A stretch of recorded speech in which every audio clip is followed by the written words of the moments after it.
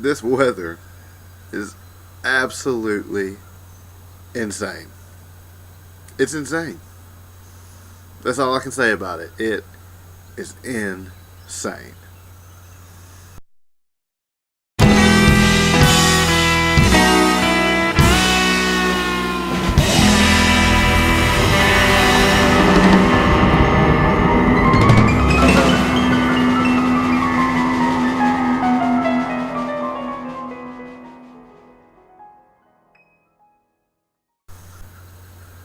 What's up, YouTube? This is the JB Smokes coming at you for the first time in a very long time.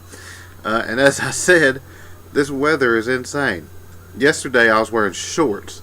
It was almost 70 degrees here in western North Carolina, and the sun was out. It was warm. Had the fans on in the house, and now this morning I'm bundled up because it is cold. But yeah. So how you been? I've been getting by. It's been the first time in a long time that I've just been able to do this kind of video. I'm not using my wife's camera, and it's been a while since I've just been able to sit back and smoke while doing a video. It's kind of nice.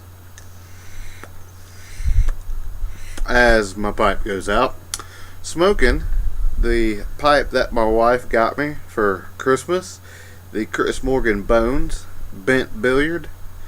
It is a good pipe. Actually, one of my go-to pipes now because it's just simple. I could just pack it, ain't got to worry about nothing. This is my first Bones pipe, and Chris Morgan, you got something good going on here. The only thing I'll say about it, if you can see, I kind of bent my pipe cleaner because it only goes in about right there. The drilling in the bowl of the pipe is higher than the drilling in the stem, and it will not pass a pipe cleaner. I just don't smoke aromatics in it. That simple. But let me relight here.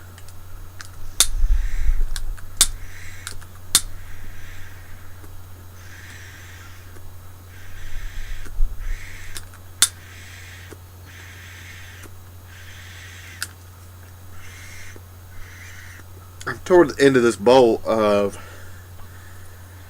McCraney's Currituck, which has been a favorite of mine, but this morning it isn't as good as it has been, and I think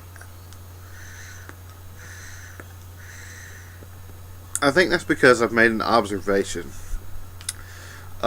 This winter has been an unusually warm winter, and it's just been a very strange winter. Last year the bowl might be out.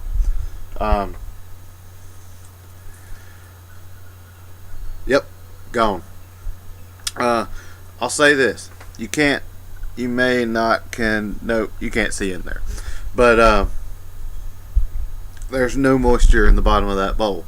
I just flicked it and all the tobacco come out, no moisture.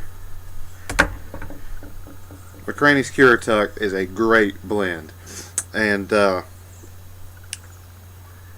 as you see, I had a full jar, and I've gone down. I'm loving on this stuff. I wanted to put it in the jar and age it, but I haven't been able to do that. And this winter has been different than other winters. Usually in the wintertime, the weather gets cold.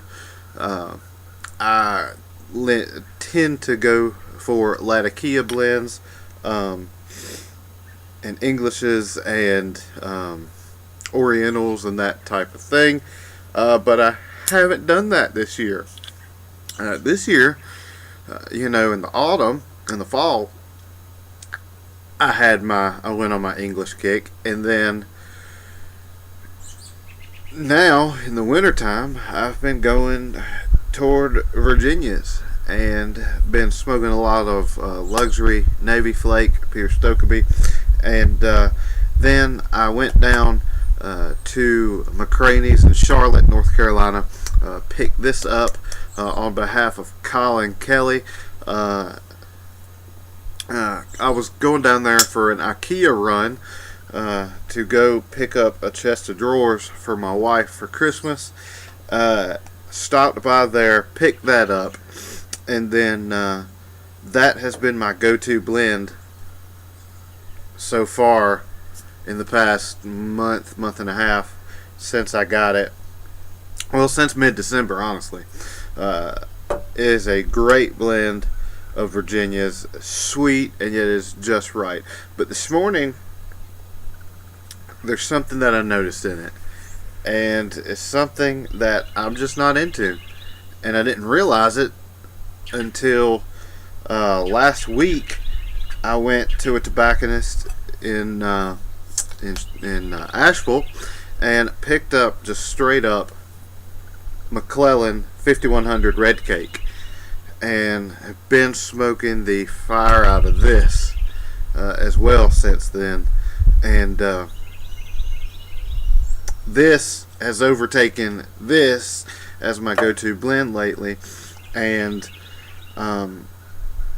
this morning when I put this in the pipe, I figured it out, I think. I love the sweetness of Virginias. The one thing about this, and I may do a first, not really first impressions, but a review of 5100 Red Cake. It takes a while to light, but it's just a good blend. It's sweet. It's so good. And I can definitely tell that that is what the majority of this Currituck is made of. But there's something in there which I am guessing would be Perique, and which this morning just destroyed my nasal passages. And is all over my tongue, that pepperiness of the Perique, which I don't think I noticed until I had just the straight Virginia. So I'm realizing that I'm not really a fan of Perique. I'm not a fan of the pepperiness, and I didn't get it as much until I had just the straight Virginia. You know, I've always had Virginia Periques, and you know, some I like more than others. And I love this blend. I love this Currituck. But when I had just the straight Virginia and can now taste what Perique is, I think I'm realizing that I'm not a fan of Perique. So that's just an observation I had, in which I thought I would share. Also got a little question for you guys, not wanting to take up any more of your time really, but I picked up this blend that I'm about to show you about a year ago, and I've just kept it in the package. This is my only Esoterica blend. Nope, I've got a tin of Stonehaven. I about lied. I'm sorry, YouTube.